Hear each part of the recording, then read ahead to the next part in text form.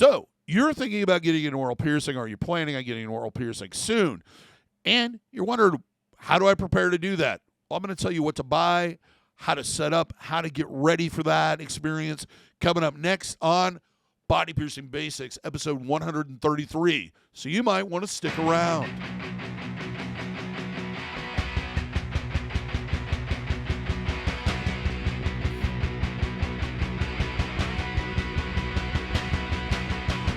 For those who are new to the channel, first off, welcome to the Body Piercing and Tattooing channel. But you may not know who I am. My name is DaVo. I'm a professional body piercer and have been since 1994. I own and operate the Axiom Body Piercing Studio, located right here in Des Moines, Iowa, inside Skin Kitchen Tattoo. What we're going to do today is I'm going to give you a lot of information of how to prepare for the things you may want to buy ahead of time and just get you all set up to get either that lip piercing, labret piercing, Medusa, Madonna, Monroe, the 800 different bites there are, tongue piercing, even the piercing I don't like doing, like frownies, smileys, tongue webbing, all that stuff. Here's what you need to consider beforehand and pick up and make your life a lot easier. The reason I say this is it's very stressful to get a piercing in some cases and then run around all over town trying to find the proper items. It's much easier if you have all this stuff at home, or you're not stuck at home and realize, oh my God, there's nothing in this house that I can eat and I'm starving. So it's better to have this stuff done ahead of time. One thing I always suggest when getting a new piercing, especially anything that may depend on you having the proper anatomy, is go to your local studio or wherever you've chosen to get this piercing done and set up a consultation with your piercer. They're going to go through some of the basics with you. They're going to tell you what you need as far as aftercare products. They're going to talk to you about the risks, and they're going to evaluate your anatomy and so you know whether or not you can even get the piercing in the first place. One of the things you do want to ask them is what aftercare products they suggest. Here at the Axiom, depending on the piercing. Now, if it's a tongue piercing, we only suggest two things. If it's anything that exits the mouth, we're going to ask that you additionally clean it twice daily using a sterile saline solution. We personally stock, I personally do it because I'm the one that buys it and orders it. But Neilmed Piercing Aftercare, it's a sterile saline spray. You can also find the Wound Wash version in a lot of drugstores, in some department stores. Basically, it is sterile saline in a can, and you will need it. Now, additionally, I'm going to suggest that you pick up Biotene Antiseptic Mouthwash. I like Biotene basically because it's alcohol-free and it helps with dry mouth, which seems to kind of help a little bit with the discomfort and the swelling. Other thing I'm going to suggest you pick up is distilled water and sea salt. Doing warm saltwater rinses a couple times a day does kind of help make it feel better and helps with the healing process. Now, food-wise, this is some things you might want to pick up and have on hand before you get it. You really need to stick with simple foods that involve less chewing and movement of the mouth to digest. Also, you want to avoid things that are acidic, spicy, warm or hot, including beverages. And you also want to cut down your salt intake. This is why we don't suggest sodas, which I'll get to that here in a bit. Now, one important thing is nutrition. When you're healing a wound on your body, you need that energy that's created from the fuel that comes from nutrients. Things like vegetable smoothies, vegetable drinks like Naked Green Machine that have a lot of great nutrients, but not a lot of salt and sugar and other additives that you don't need. Another thing is dietary supplement drinks like Ensure or nutritional shakes. Non-citrus juice, fruit juice, of course. Also, fruit and berry smoothies because they hit that cold thing too. They double up. Next thing is soft foods. Things like baby food, applesauce, Greek yogurt. Yes, yogurt is dairy, and yes, dairy does not cause yeast infections in your mouth. If it caused yeast infections in your mouth, it would do it every time you ingest dairy. Use some logic and understand that anybody that tells you that doesn't know what they're talking about. Low sodium canned fruits and vegetables. Usually canned fruits and vegetables can be very, very soft and easy to kind of maneuver through the mouth and don't involve a lot of chewing. They kind of mesh them up with your fork and just ingest them. Mousses, puddings, stuff like that. Basically, you just scoop it in and eat it.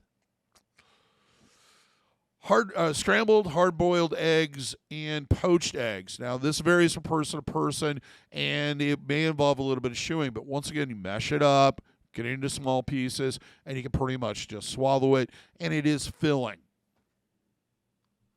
The other thing is cold items.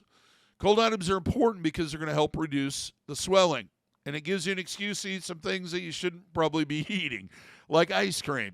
Now, with ice cream, you don't want to get something that has 500 different things in it.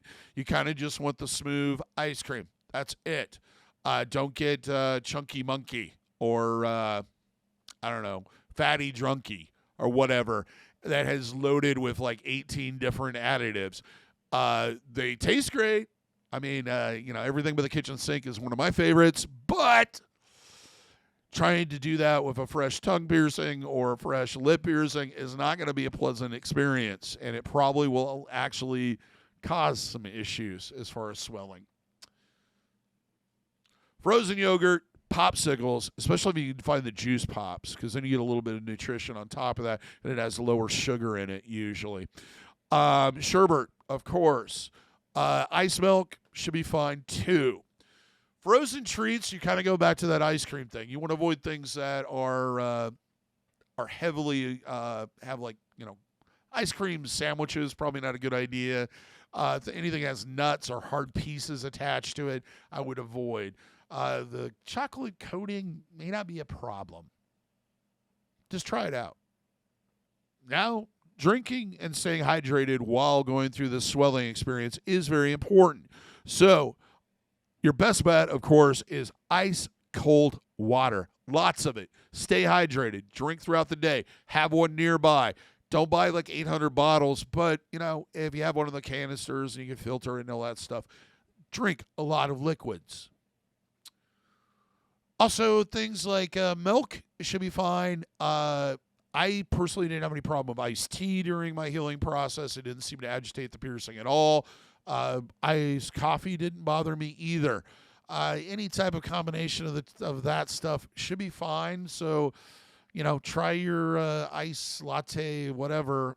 If it hurts or burns or you're not feeling good, then you should probably stay away from it for a while. Non-citrus juices. Stay away from orange juice is basically what I'm getting at. Lemon juice, I don't know why you would drink straight lemon juice, or lime juice, probably not a good combination. Avoid soda, alcohol, all forms of alcohol, and energy drinks. Now, you want to savor the soda and energy drinks because they have a lot of salt in them, so they will lead to more swelling. Plus, sometimes that carbonation will agitate it. Beers and wines, wine not so much, but beer definitely. Wine can be very acidic at times. Basically, we want to not agitate the piercing, and the fact is that alcohol and alcoholic beverages dehydrate, so thus more swelling. Now, depending on the piercing, you may want to have some alternative ways to drink. Sippy cups are a possibility, depending on which piercing you're getting done. Also, straws. I personally hated using a straw when I got my tongue pierced. I didn't feel comfortable, but I've heard from many clients over the years that on lip piercings and et cetera, it kind of is a little bit easier, especially if they're trying to drink out of the side of their face. So get some of those crazy bendy straws. Have fun with it. Of course, one of our number one concerns with oral piercings is swelling. Chipped ice is a very important part of the first couple days. Jelly sucking on it, it's easy to do. You can have a giant cup of ice and just do that. It also helps keep you hydrated. As I mentioned earlier, lots and lots of water, especially throughout the night when your body naturally dehydrates. The reason why we say this is usually you're going to see the worst of the swelling in the morning. And if you could get up a couple times during the night or have a glass of water next to the bed and drink a little bit of cold water, it's going to help reduce that swelling that you see first thing in the morning.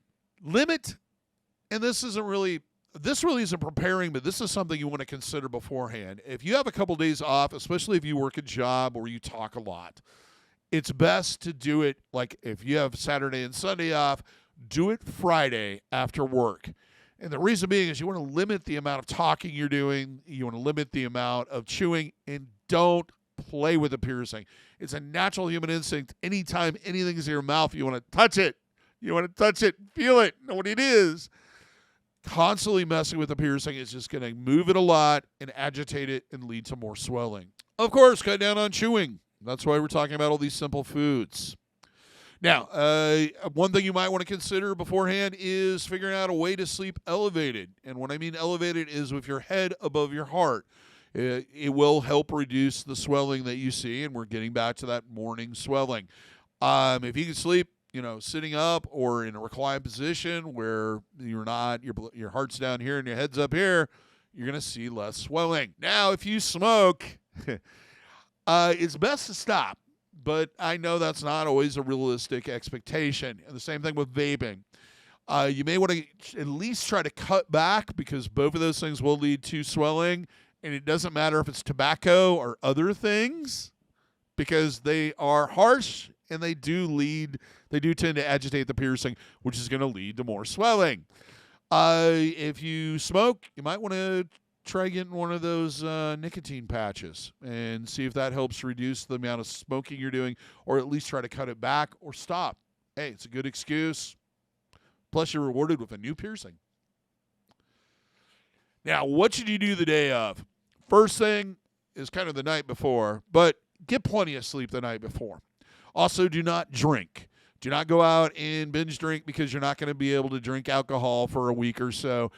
Coming in hungover is just a terrible experience for not only the person getting it done, but also the piercer, because your blood's thinner, you're more prone, you're usually not right on it, and you're more prone to bleeding. So it's best just do it, don't go out and drink the night before. You're just going to have to do without for a little while. Also, don't do those things right before you come in, because we won't do it. I personally will not pierce anyone that's intoxicated or I feel is intoxicated. I don't care what you're on.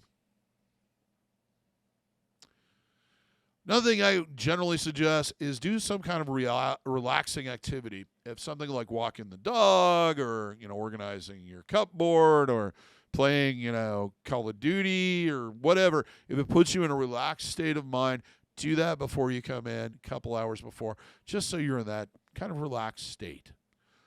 The other thing is go out and have your favorite meal. If you are one of those people that loves Thai food, go get some Thai food.